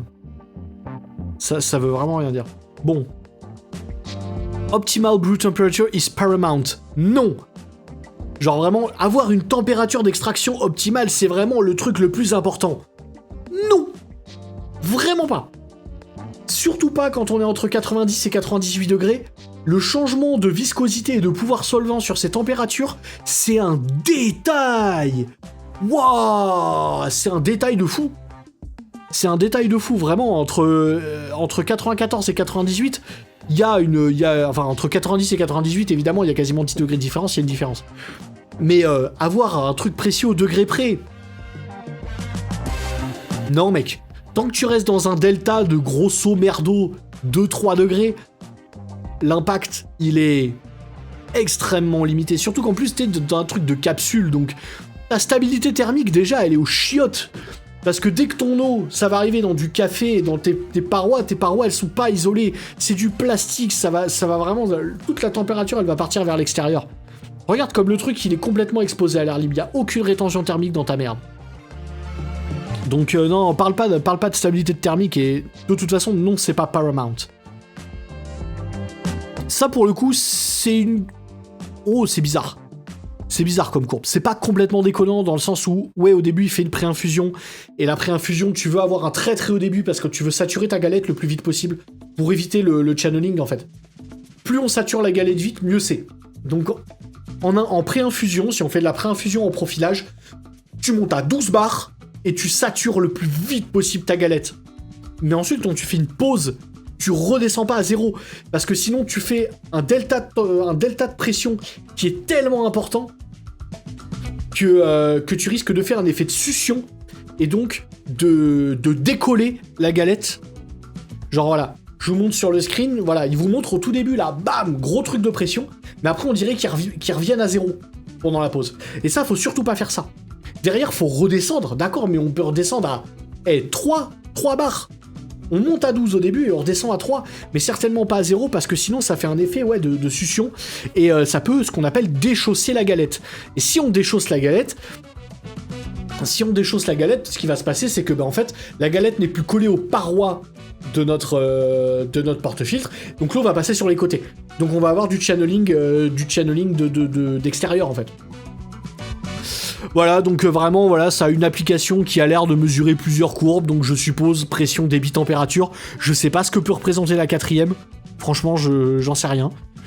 Donc bon, très bien, félicitations, mais aucune utilité, je pense. Vraiment. Vraiment aucune utilité, quoi. Bref. Tout ça pour dire que les machines à capsule, c'est pas bien, et que c'est pas parce que tu mets plus de techno à l'intérieur que ça va le devenir. Pourquoi est-ce que tu fais pas juste une machine automatique? Vraiment beaucoup moins chiant, hein. Beaucoup moins chiant. Je te jure, custom flavor, ah, j'ai envie de les goumer. Truc de fou, hein. Bon. Et là, je pense qu'on va passer au plat de résistance, là. Le cucu. Ah là, je pense qu'on va passer un super moment, les petits potes. On m'a envoyé ça sur le Discord. Ça a l'air d'être une dingue, hein. Ça a l'air d'être une dingue. Il y avait un objectif. Objectif 11 000 balles. Bon, déjà, tu lances pas une cafetière en production à 11 000 balles, donc c'est encore une fois une campagne marketing et pas une campagne de financement.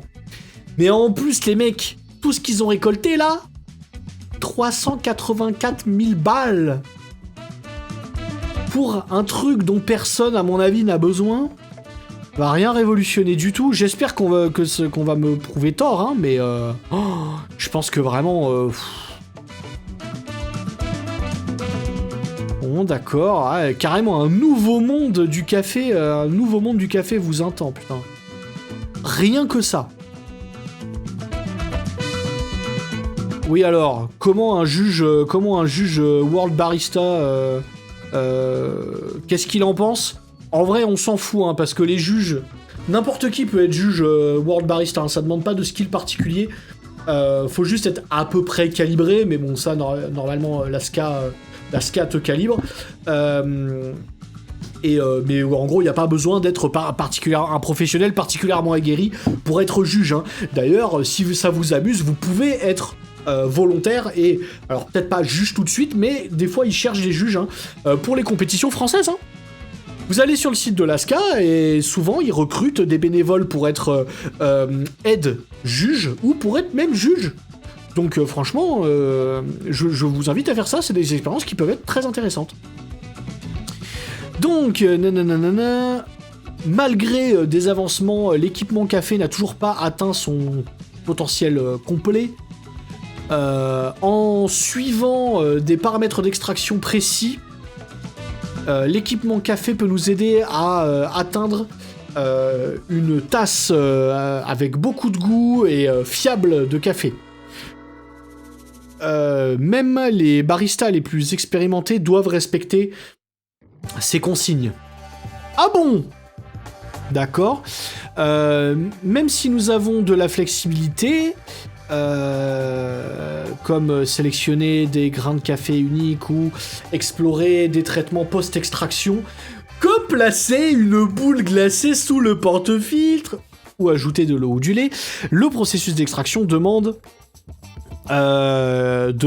qu'on adhère aux règles spécifiques de la machine. Ce qui peut aussi placer une contrainte sur l'opérateur, ce qui globalement est vrai. Ouais, d'accord, ce qui globalement est vrai, ok. Oui, évidemment, certaines machines ont des contraintes, c'est vrai. Après, souvent, c'est pas des contraintes horribles. Genre, je connais pas beaucoup de baristas qui se sont retrouvés devant une La Marzocco Classico, Linea classique ou Linea PB, et qui ont fait « Oh non, je ne peux pas faire de profilage de pression !» ou je sais pas moi... Oh non, je ne peux pas moduler la minéralité de mon eau en plein milieu de l'extraction, ou oh non, je ne peux pas faire de profilage de température. Je me dis... On n'a pas besoin d'avoir accès à tout le temps, hein. D'autant plus que je suis plutôt partisan de dire que la contrainte crée la créativité.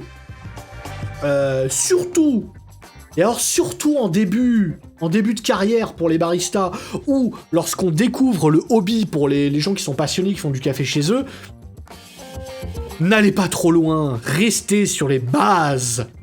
Dose de café, dose d'eau, mouture et temps de contrôle.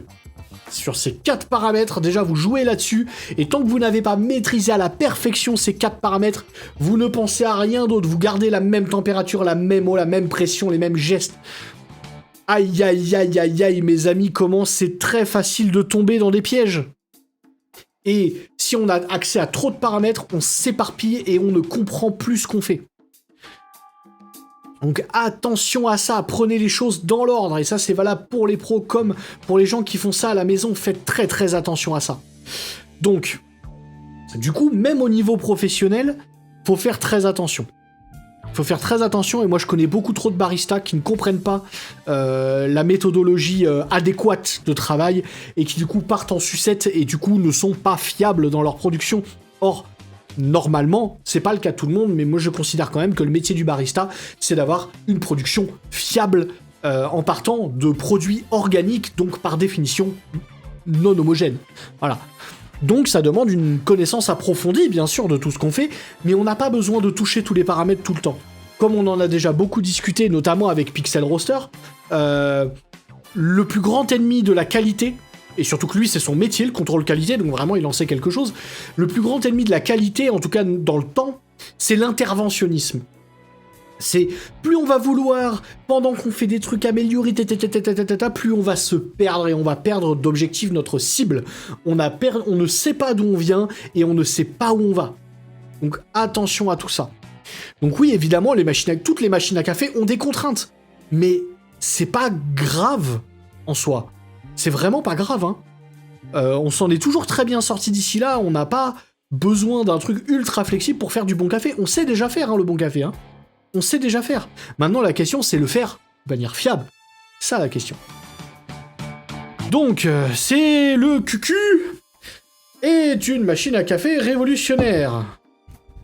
Bon, alors déjà, il va peut-être falloir penser, si vous voulez vendre en France, il va peut-être falloir rebrander à un moment, parce que là, ça risque de bloquer quelque part, hein. Pas vous mentir, hein.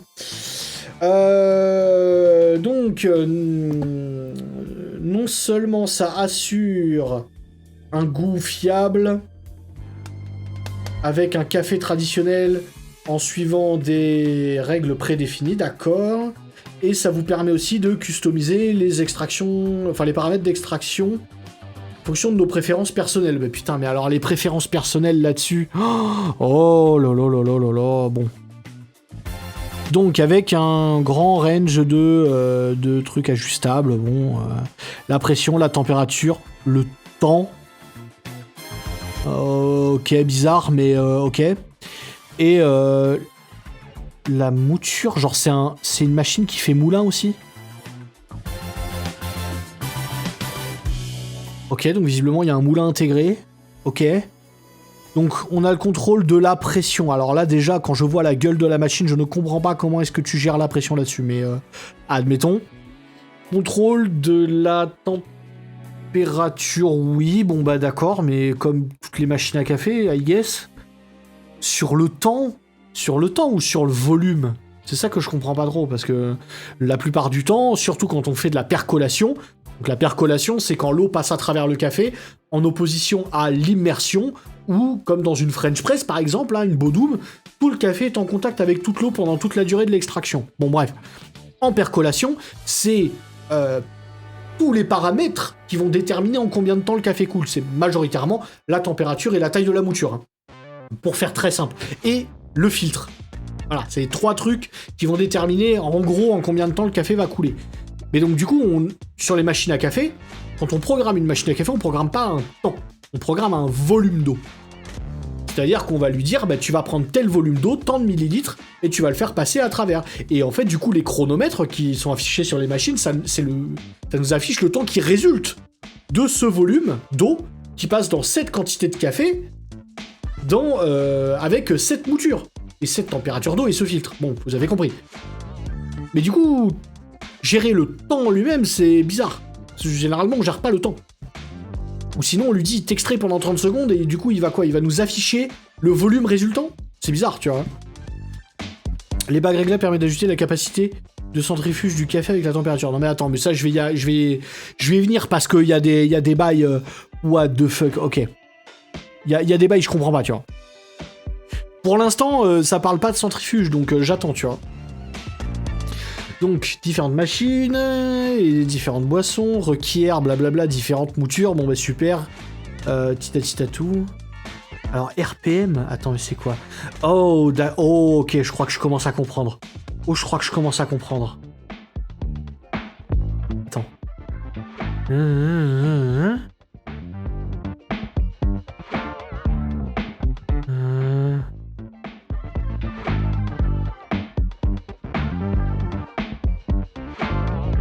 Grind size influences multiple extraction variable et ajuster d'autres variables ne peuvent pas complètement compenser. Bon bah alors déjà si, on peut compenser hein, la mouture, mais c'est surtout bah change ta mouture du coup, change la taille de ta mouture. Je vois pas où est le problème.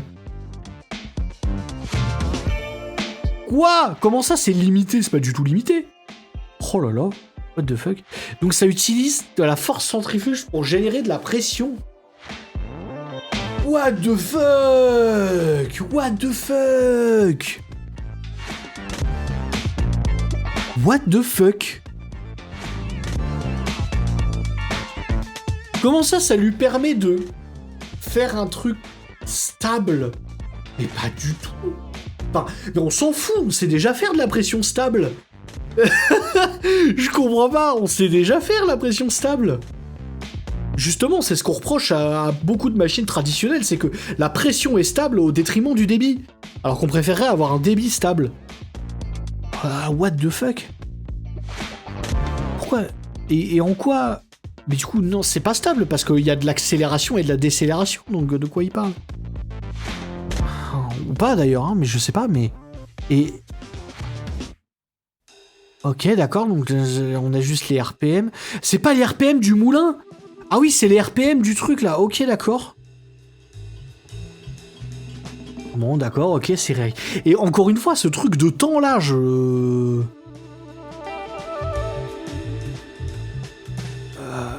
d'accord... Attends, quoi? Tu sais... Ah oui, d'accord, donc... Ok, non, d'accord. Donc, on peut... Donc, c'est à nous... Donc, il n'y a pas de réservoir, donc c'est à nous de remplir. On remplit au milieu. Je comprends pas où on met le café par rapport à où est-ce qu'on met l'eau. Genre, vraiment, c'est bizarre, hein. C'est bizarre, ce truc, hein. Vraiment, je suis perplexe, là. Je suis perplexe, pour l'instant. Genre, ça me semble shady... Mais difficile à dire. Le fonctionnement est tellement hors et tellement pas conventionnel que c'est difficile à examiner pour l'instant. Je vais pas vous mentir. Je vais essayer de pas faire. Je vais pas essayer de faire ma langue de pute. Respect au TDS bien sûr, mais je vais essayer de pas être trop de mauvaise foi et vraiment m'y intéresser. Mais pour l'instant, je comprends juste pas comment ça marche. Honnêtement, hein. Moins de 50 secondes. 300 minutes. Inside the QQ interchamber, the inverter sensor will detect the water. What the fuck? Qu'est-ce que c'est que ça? Alors, extraction time, c'est ça. Comment il gère le temps? Opère sur le principe d'extraction cyclique. Qu'est-ce que c'est que cette merde? C'est quoi l'extraction cyclique? Oh là là!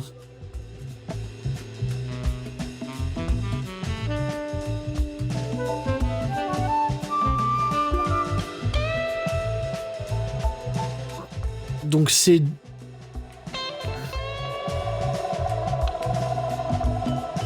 C'est de l'infusion du coup. Mais du coup, il y a un... Ok, d'accord, je crois que je commence à comprendre.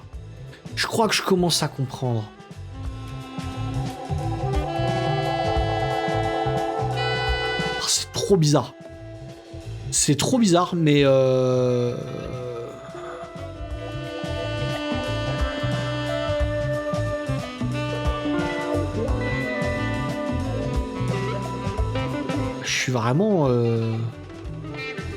Je suis vraiment subjugué là pour l'instant parce que... trop bizarre. Trop bizarre ce truc de... En fait, il fait circuler de l'eau comme ça, avec le café. Du coup, il y a à la fois de la pression et du temps qu'on contrôle. Oh, c'est... Non, je suis vraiment... je suis perplexe, hein. Bah alors cold brew expresso, ça vraiment je veux goûter, hein, parce que du coup je suis curieux, je suis très curieux. Je vois pas trop l'intérêt, mais pourquoi pas? Je vois pas ce que ça amènerait, ça va limiter l'amertume. Donc on pourrait pousser l'extraction plus loin sans amertume. 15 grammes 150, 15 grammes 50. Nanana. Specialty coffee profiles. Et alors attends, du coup... Ça moue pas. Je comprends vraiment pas. D'accord. Ok. Oh, putain, il y a une application, oh non! Oh non, il y a une appli! Oh non, l'angoisse! What the fuck? What the fuck? Oh, c'est pas... Ok, alors attends. Oh! Alors attends, force centrifuge. Evenly through the ground. Alors ok. D'accord, donc on a du café qui est dans la partie là. Ok, ça fait un truc comme ça. Oh, comment c'est trop bizarre! Bah attends, mais tu vas jamais extraire beaucoup avec ça, parce que ton eau, elle va très vite saturer. Oh la vache, comment c'est... Waouh! Bon d'accord, bon ça chauffe et tout. Puck free, mais oui, comment tu nettoies ça d'ailleurs?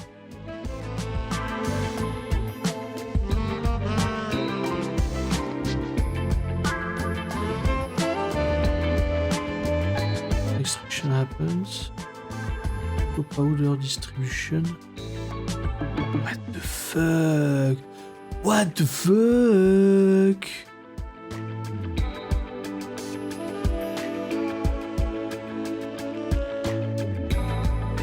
Oh, je comprends vraiment pas. Ok, d'accord, ok.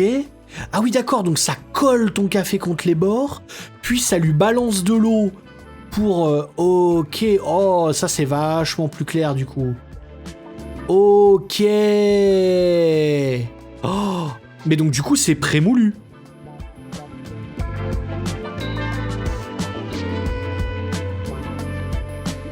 Mais alors du coup, on peut pas appeler ça de la pression qu'ils foutent dessus. C'est pas de la vraie pression. Puis v'là le contrôle de la pression, hein.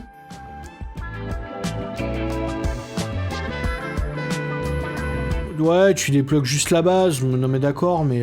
Oui, non mais alors ça c'est pareil, ça je suis désolé, avec un WDT c'est réglé ça, hein. Ça c'est réglé, hein. Oh non, ça c'est pas honnête ça, hein. Ça c'est pas honnête, hein. Ça c'est pas honnête.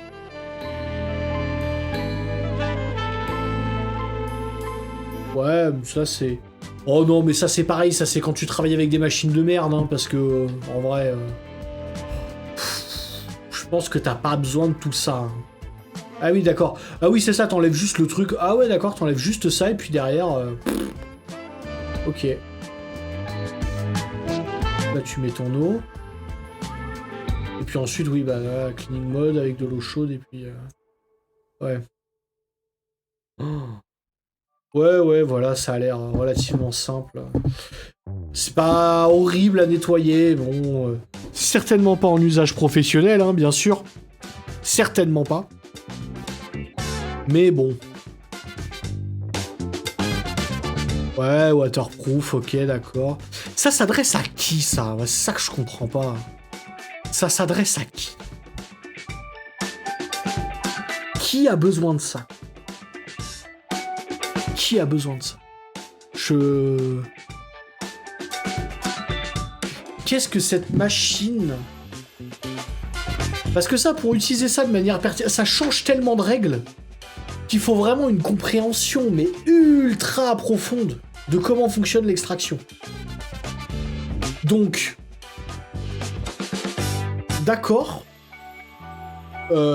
Très bien, non mais ça a l'air de faire des choses, hein, ça a l'air legit. Ça a l'air de marcher, et la science derrière a pas l'air déconnante. Mais c'est juste que ça change tellement le paradigme de réflexion et d'extraction que du coup derrière, faut vraiment être chaud Sarah sans café, hein, pour s'en servir de manière pertinente. Et du coup... ça s'adresse à qui?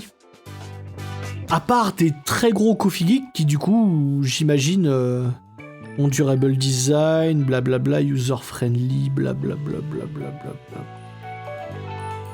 Ouais. Ratio, ouais, d'accord, gentle noise. Coffee spout, ouais, d'accord, blablabla. Anyway, je veux voir le prix. Ouais, super, les dollars hongkongais, ça m'aide pas beaucoup. 600 balles. À moitié prix. Ah ouais, donc c'est quand ça va sortir, ça va coûter 1400 balles. Tu. Arrête de jouer, le chat, s'il te plaît. 1400 balles. Bah, aïe. C'est pas plus déconnant qu'une flair. Ah non, c'est pas plus déconnant. Enfin, en fait, c'est pas que c'est déconnant, je trouve pas ça déconnant. Honnêtement, je trouve pas ça déconnant, je pense vraiment, sincèrement, que ça marche. Par contre, une flair, ça reste de la percolation classique.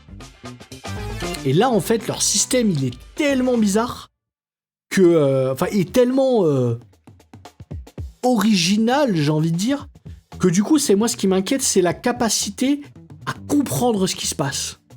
Là, je vois, tu peux faire du profilage et tout, machin, avec l'application, bah, de manière assez évidente, j'ai envie de dire. Quand on arrive à ce point-là, voilà.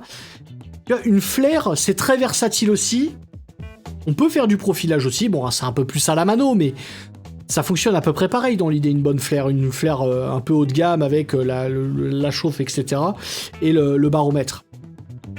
Cependant, une flair, ça reste toujours une percolation traditionnelle, j'ai envie de dire, même ça fait bizarre de dire percolation traditionnelle, là où ça, c'est une percolation centrifugée et avec de la repercolation permanente, en fait. Et ça... Ouais... Ça, moi, sans m'en être servi avant, sans avoir goûté ce que ça peut donner, je pense que ça marche, hein. Encore une fois, j'ai pas l'impression que ce soit des menteurs. Hein. Ça a pas l'air d'être des menteurs, ils ont l'air d'avoir trop bossé leur truc, leur exposé pour que ça ait l'air d'être des menteurs. Par contre, je pense que ça change trop de paradigme pour la plupart des gens. Et que, bon alors clairement, le prix il est vraiment pas déconnant, je trouve. Mais... Oui, ça va, je te dérange pas, le chat? Ça va, Pout-Pout? Ça te dérange pas? Non, c'est franchement, c'est... Ouais. Et donc, du coup, voilà, c'est ça ne moue pas le café, hein. Ça ne moue pas le café, il faut quand même un moulin à côté. Ouais, ça fait une machine à café à 1400 $, c'est vraiment pas déconnant, hein. Bon, après, du coup, il faut... Ah oui, non, il y a un élément chauffant à l'intérieur, en plus, donc il y a même pas besoin de... Voilà. Non, alors, en coffee shop, par contre, les gars, faut pas forcer, hein. Personne va utiliser ça en coffee shop, c'est... Enfin... On pourrait, mais... Oh. C'est pour faire soit du filtre auto... Certainement pas pour faire de l'espresso. Alors là, non, parce que là, en termes de fiabilité, y a un truc en rotation à balle et tout. Non, c'est mort, c'est pas du tout assez fiable pour être utilisé dans un café pour faire de l'espresso. Pour faire du filtre, si t'en fais pas beaucoup, pourquoi pas? Ouais, ou pour faire de l'espresso un peu geek, single origin et tout. Ouais. Mitigé sur l'utilisation en shop. Possible, mais mitigé. Bon, et alors ça, du coup, ça, effectivement, t'as tout le live stream qui est sorti, etc. Plein d'infos là-dessus. Non, c'est cool, hein. C'est intéressant. Franchement, c'est intéressant. Bon, il y a des petits add-ons, c'est rien, bon, voilà.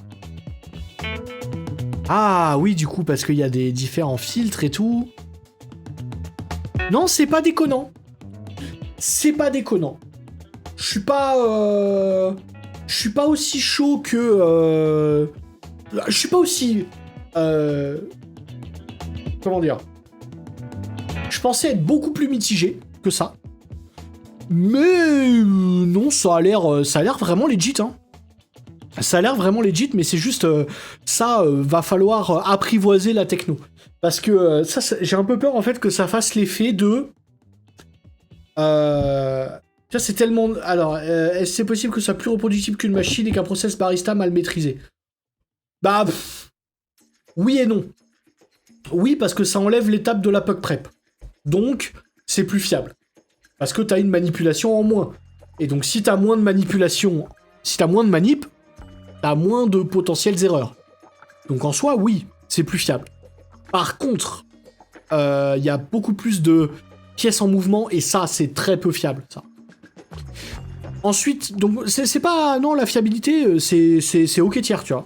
C'est ok tiers, mais par contre, tu vois, j'aurais du mal à, derrière... Non, si, je pense qu'en termes de fiabilité, c'est plus fiable. Alors, pas qu'un barista, hein. Un barista, c'est fiable, hein, c'est le principe d'un professionnel, c'est que c'est fiable. Donc, normalement, un bon professionnel, c'est fiable. Hein, c'est pas le problème. Et c'est tellement avancé en théorie de l'extraction dans la compréhension de comment ça marche. Mais je pense qu'une fois que t'as joué avec et que t'as compris comment ça marchait, si t'as un chef café qui est suffisamment, un chef barista qui est suffisamment pertinent, tu finis par savoir jouer avec et comprendre, tu vois. Tu pars de presets et tu bouges depuis les presets et tout, jusqu'à trouver ce qui te plaît et comprendre un peu. Moi, je te dis, il y a encore des trucs qu'il faudrait que je teste et... Enfin, il y a plein de tests à faire dessus. C'est tellement nouveau que, bon... Voilà. Cependant, est-ce que ça peut se démocratiser? Absolument pas. Parce que c'est trop tard, en fait.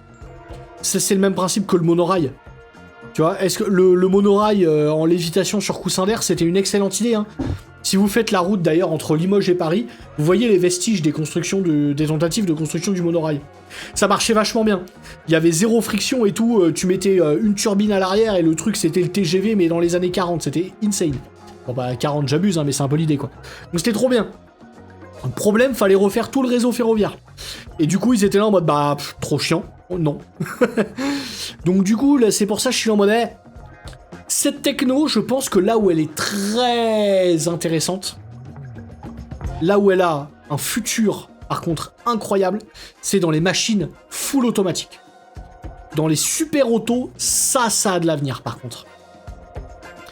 Parce que ça, si ça arrive à être 100% automatisé, avec dégager le... Bah, du coup, pas le puck, mais dégager la mouture utilisée. Si ça peut être automatisé, c'est l'avenir de la machine automatique. Parce que là, par contre, tu as une extraction vachement plus stable et vachement plus fiable que ce que tu aurais sur une machine automatique actuelle, on va dire. En percolation traditionnelle, on va dire. Donc, il y a un gros game sur de la machine auto, mais pas sur de la machine barista commerciale, je pense. Voilà. Et je vois sur Kickstarter que visiblement, ils ont ils font des bundles avec Timemore. Donc si vous connaissez pas Timemore, hein, c'est une très chouette marque de matos café. C'est vraiment c'est un rapport qualité-prix très intéressant, Timemore. Donc voilà un peu mon avis sur le QQ. Mon avis sur le QQ. Donc c'est super tout ça. Non, franchement, c'est très cool, très intéressant. Eh ben, ça va peut-être... Est-ce que ça marque la fin de notre première session Ouais, je pense qu'on va s'arrêter là, parce que vraiment, avoir fini sur un truc aussi... Oh, putain, là, regarde, il y a tous les trucs là. Oh là là là là. Ah, c'est sacrément geek, hein. C'est sacrément geek, hein. Oh là là là là. Water chamber, température ajuste. D'accord, c'est pour ajuster la température, ça. Et ça, c'est le temps. D'accord, ok, c'est beaucoup plus clair. Non, mais ouais, c'est... Y a pas à dire, c'est intéressant. Y a pas à dire. C'est intéressant, ça a l'air de vraiment avoir été bossé. Là, genre, regardez, là. Voilà, là, on a vraiment tous les éléments. Ça a été bossé, hein. Ça, pour le coup, y a pas à dire. Ils ont réfléchi leur bordel, quoi. Mais, ouais.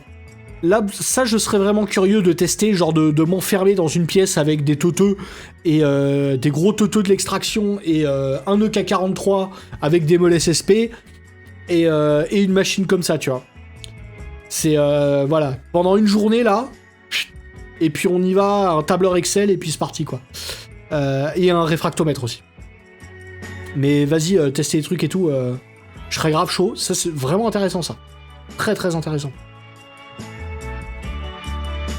donc avec des prises européennes et tout, très bien. Shipping detail, ouais, bon ça... donc nous, le plus proche, ce serait Birmingham, UK. Quoique non, ce serait Germany, pour que ce soit dans l'Union Européenne. Est-ce que la France... 45 $, ouais, bon, bah, c'est autant dire rien hein, quand t'achètes une machine à 1400 balles. Ok, donc du coup, production, validation, juin 2024. Production de masse, juillet 2024. Franchement, moi j'attends de voir la vidéo de Len Cedric et de James Hoffman dessus. J'attends ça parce que là pour le coup, je vais laisser des gros nerds faire les expériences à ma place. Parce que de toute façon, on ferait probablement les mêmes. Donc faut laisser du temps à des gens de faire des tests, hein, parce que là comme ça, c'est difficile à imaginer en fait. Mais ma foi, il y a match. Là pour le coup, il y a match. Je dis pas. Les mecs, ça a tous l'air d'être des ingénieurs, des gros ingénieurs. C'est les bons gros nerds. Bon. Right. Eh ben trop bien, trop cool. Eh ben ravi vraiment d'avoir fait cette première session de React Kickstarter. On aura appris plein de trucs, on aura vu plein de sujets différents, donc c'est cool. Merci YouTube d'avoir regardé cette vidéo, je t'invite à t'abonner à la chaîne, je t'invite à rejoindre le Discord du Café de Spécialité, on est plusieurs youtubeurs streamers dessus, il y a des amateurs et des professionnels, c'est the place to be pour parler café avec des gros geeks. Et d'ailleurs, depuis peu, on a même une section torréfaction sur le chan, depuis qu'on a groupé le Discord avec celui de Pixel Roasters, dont tu peux retrouver les streams dans la description aussi, c'est un copain. Bref, j'ai pas mal d'actu en dehors de YouTube et de Twitch, donc je t'invite à me suivre sur les réseaux, ça fait jamais de mal.